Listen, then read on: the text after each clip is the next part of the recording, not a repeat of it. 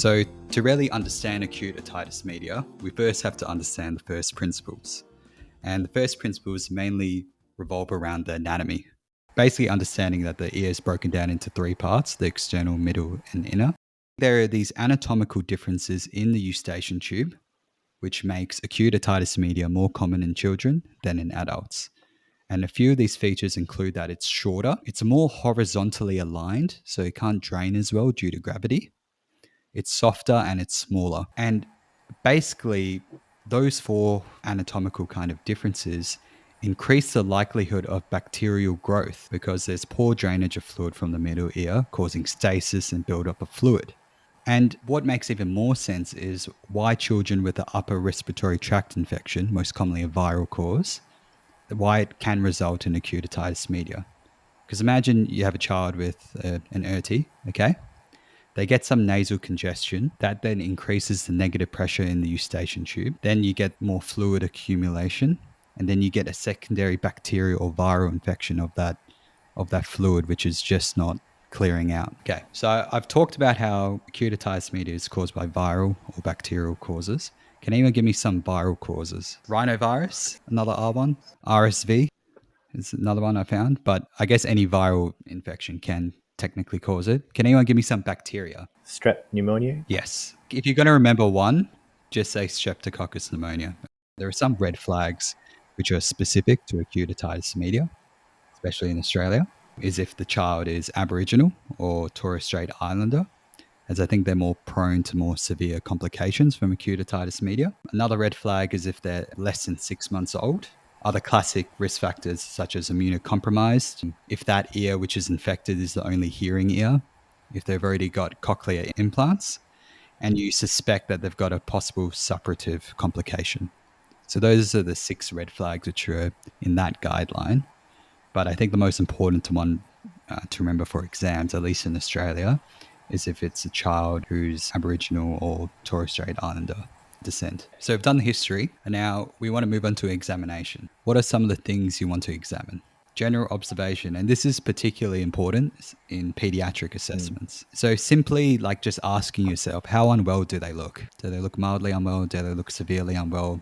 Are they lethargic? Are they very irritable? Those are the sort of things which should be going through your mind just in the general observation of a child, okay? Take their vitals, perhaps? Yes. So especially temperature is important because you're looking for fever.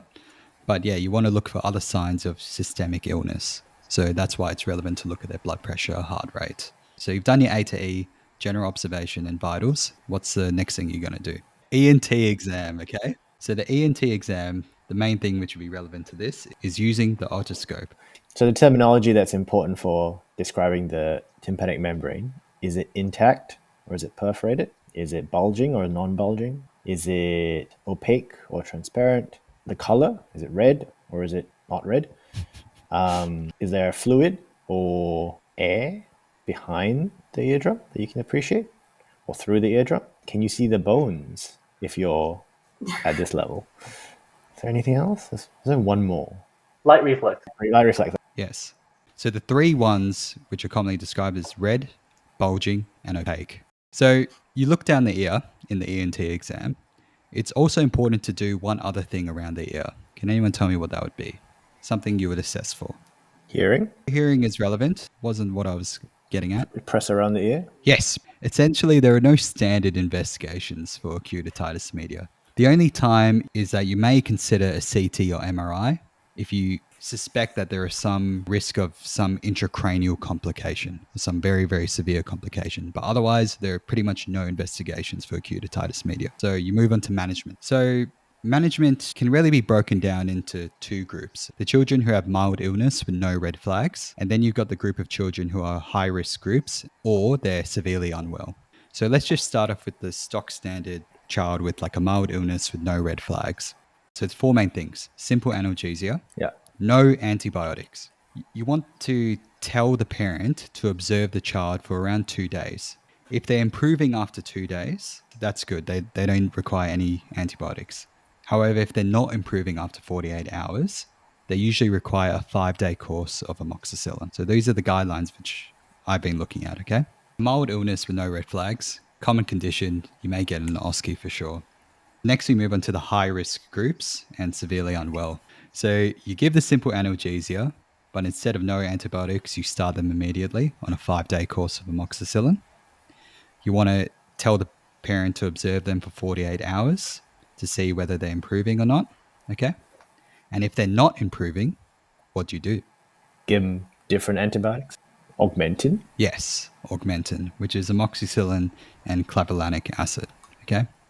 We've gone through management, but now we're going to go through complication because these are really important for acute otitis media.